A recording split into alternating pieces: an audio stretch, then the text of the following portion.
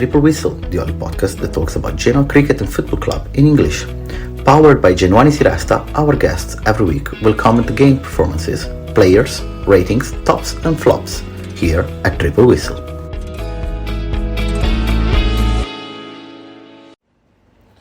Welcome back to Triple Whistle, the only podcast that talks about Genoa Cricket and Football Club in English.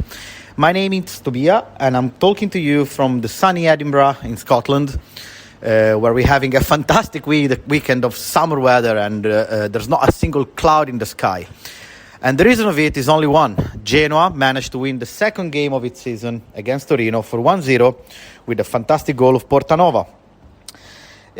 Talking about the game, we can definitely say that there's been a game in the game. I'll try to explain. We approached the game really well, the first 20 minutes, with the Blessin's judge pressing.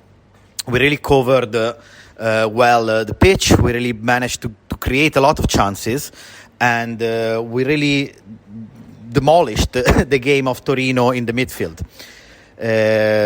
Shortly after the first phases of the game, Manolo Portanova scored a very, very important and a very heavy goal, also because Armando Izzo from Torino made a very bad mistake in defending. Then the game has changed due to the inexplicable and really disastrous mistake of the referee, which I don't even want to pronounce his name because I don't think he's deserved. He sent off Leo Ostigard for a challenge that wasn't a foul. So Genoa had to play most of the game in 10. Now, as you can expect from a game like this, we started to concede a little bit more the pitch to Torino. We started to give them and concede the possession of the ball to them. But I have to say, we didn't suffer at all their superiority in the pitch. This is thanks to, in my opinion, three factors.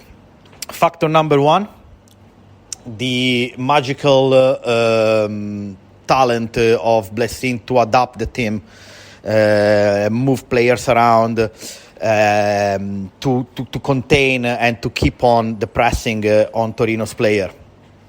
Secondly, the fantastic performance of all the players, but probably, if I have to say, the top two of Genoa, a part of Portanova, that scored a very heavy goal, as I said, Morten Frendrup and Joan Vasquez really played a fantastic game.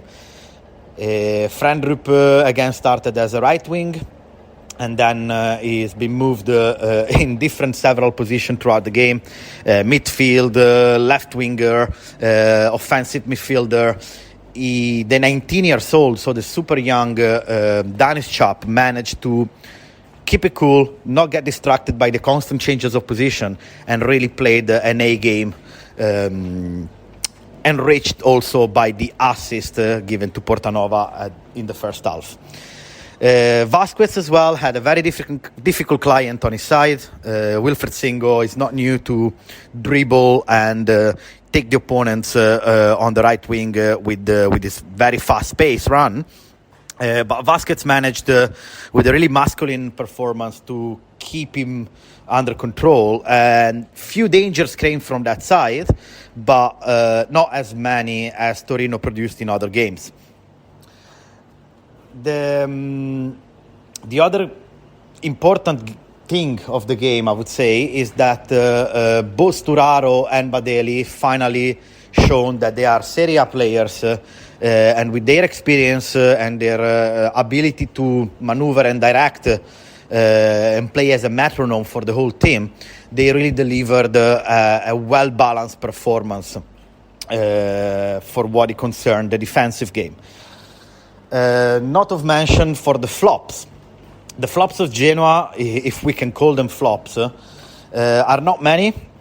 I would say probably Ostigard, because in a situation like that one, with a yellow card, you shouldn't really be doing a challenge that bad and that aggressive just outside the box. So he's been the flop of Genoa. The second player that didn't perform up to standards is Melegoni. Don't get me wrong, tactically and defensively, he really played well. He's still very confused and very slow when it comes to manage the ball. It seems like he's not very fast in thinking where to pass the ball and how to create chances. The main factor to finish the analysis of Genoa that led the victory were the fans. Almost 13,000 fans in Ferrari sang and chanted and waved flags for the whole game, and they really played the 12th man part on this game.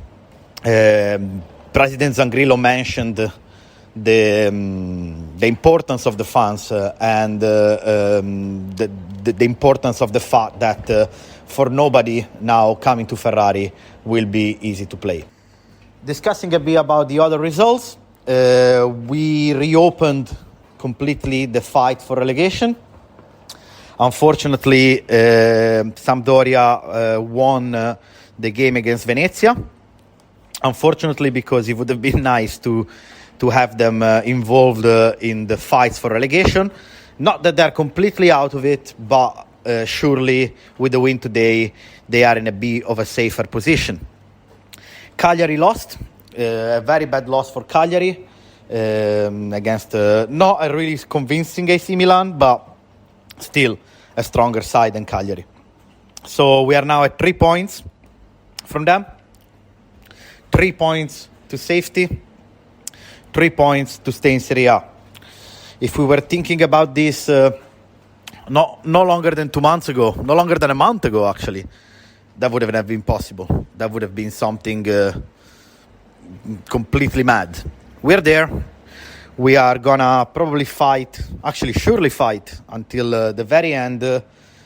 And I do believe that the miracle is possible. Let us know what you think about the football weekend and the Genoa performance on the comments, and thank you very much for listening.